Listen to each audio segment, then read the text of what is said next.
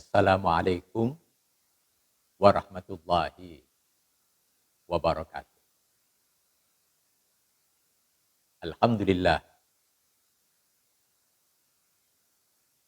alhamdulillahilladzi arsala rasulahu bil huda wa dinil haqq liyudhhirahu 'ala dini kullihi wa kafa billahi syahida. Asyhadu an la ilaha illallah wa asyhadu anna Muhammadan abduhu wa rasuluh. Allahumma shalli wa sallim wa barik ala sayyidina Muhammad wa ala alihi wa ashabihi wa sallam tasliman katsira.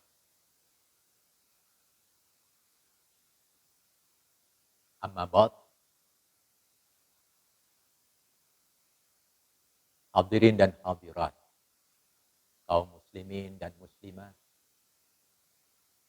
di mana saja berada.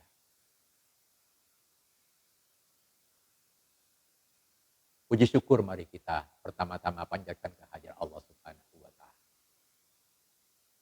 Karena Allah Subhanahu wa taala menjadikan kita bersama-sama mendapat pilihan, dianugerahinya hidayah, dan dilengkapi dalam diri kita rasa-rasa selain akal yang dengan akal dan rasa manusia dengan nuraninya bisa sampai untuk mencerna kepada penjelasan mengenai rasa-rasa yang ada dalam dirinya, yang akhirnya membedakannya manusia itu dengan makhluk yang lain. Manusia sih disebut juga hewan, tapi hewan yang namanya manusia adalah hayawanun natiq, hayawanun lahu dinun, hewan yang memiliki agama, hewan yang dengan agama yang dimilikinya menjadi terangkat derajatnya dan terhormat di alam dunia ini. Tentunya bisa jadi kalau tidak berhati-hati juga manusia bisa terjerumus kepada sesuatu dengan menyepelekan iman. Itulah makanya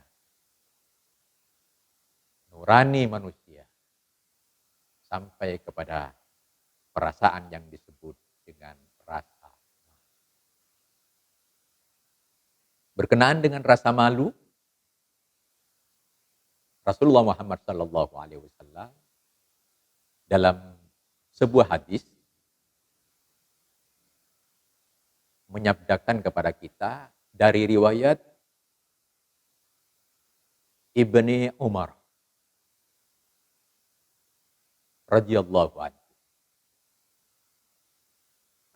anhuma anna Rasulullah sallallahu alaihi wasallam marra ala rajulin minal ansar wa huwa ya'idhu akhahu fil haya. Faqala Rasulullah sallallahu alaihi wasallam da'ahu fa innal haya'a minal iman. Hadis disampaikan oleh Abdullah bin Umar radhiyallahu anhu bahwasanya Rasulullah sallallahu alaihi wasallam berjalan menuju seorang laki-laki minal ansar, dari kalangan sahabat Ansar. Wa huwa ya'idhu akhahu. Dia sedang memberi ingatan, pelajaran tentang saudaranya fil haya, yang masih melalaikan pentingnya rasa malu. Masih terlewat pikiran dari tidak mengenal banyak rasa malu. Bisa jadi orang itu sedang dalam kondisi yang tampil memalukan. Tampil dirinya tidak maksimal, sehingga ada kesan dalam bahasa kita, bahasa Jawa misalnya, ngisin-ngisin. Memalukan, membawa rasa malu bagi lain. Faqala Rasulullah sallallahu alaihi wasallam, berkenaan dengan rasa malu ini, Rasulullah bersabda kepada kita, "Da'hu." Kalau seperti itu tinggalkan saja dia. Fa innal haya'a minal iman. Karena rasa malu itu adalah bagian dari iman. Hadirin dan hadirat, kaum muslimin dan muslimat, rasa malu tidak bisa dilepaskan dari makhluk yang bernama manusia. Perbuatan yang memalukan tentunya terkait dengan perbuatan yang dilakukan oleh orang dengan mengabaikan etika pergaulan. Bisa jadi dia lupa dari aktivitas yang seharusnya dilakukan dalam etik. Sehingga orang itu melakukan sesuatu yang maksiat. Sehingga lupa bahwa yang dilakukannya ini memalukan. Sehingga dia itu abai terhadap sesuatu yang mestinya dia malu melakukan. Mestinya dia seperti tidak tahu diri dalam melakukan. Dan malu yang ada di sini adalah malu berkaitan dengan melakukan sesuatu yang maksiat. Sesuatu yang dilarang dalam agama, tapi dia melakukannya juga. Malu mungkin yang pernah tampil dalam peradaban ini, malu kaumnya Nabi Lut. Dia bersebadan dengan orang lain di depan orang umum dengan telanjang. Pernah terjadi kan? Di dalam kehidupan. Malu juga memakai pakaian yang tidak senonoh. Padahal agama mengajarkan kepada kita menutup aurat. Atau berbuat sesuatu yang mesum di depan umum. Jadi malu yang disebut di sini adalah malu yang terkait dengan iman. Orang yang beriman tidak akan melakukan perbuatan-perbuatan yang malu, yang memalukan, yang membuat dia tercemar dirinya karena perasaan malu.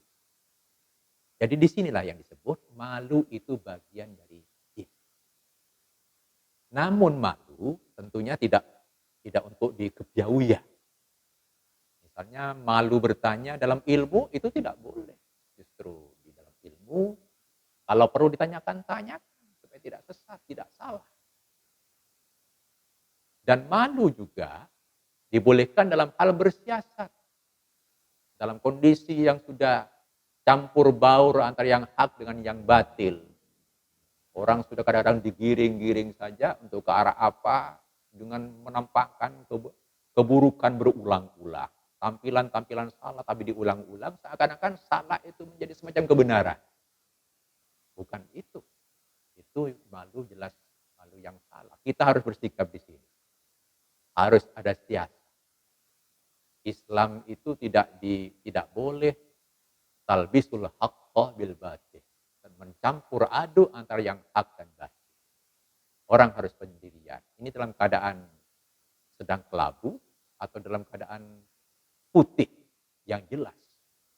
Dalam keadaan yang jelas, maka kita layak bersikap.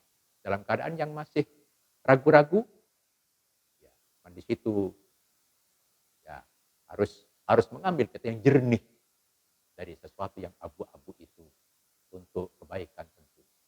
Kebaikan dalam berjuang di jalan Allah, dalam kondisi berdakwah fisabilillah ke arah yang benar, yang betul dan lurus. Oleh karena itu, yang demikian itu, malu adalah bagian dari iman. Perasaan malu menjadikan manusia hidup ini berarti, karena malunya itu adalah dituntun oleh imannya. Iman kepada Allah, iman kepada ajaran Rasulullah demikian, mudah-mudahan bermanfaat. Ada salah, ada khilaf, saya mohon maaf. Wassalamualaikum warahmatullahi wabarakatuh.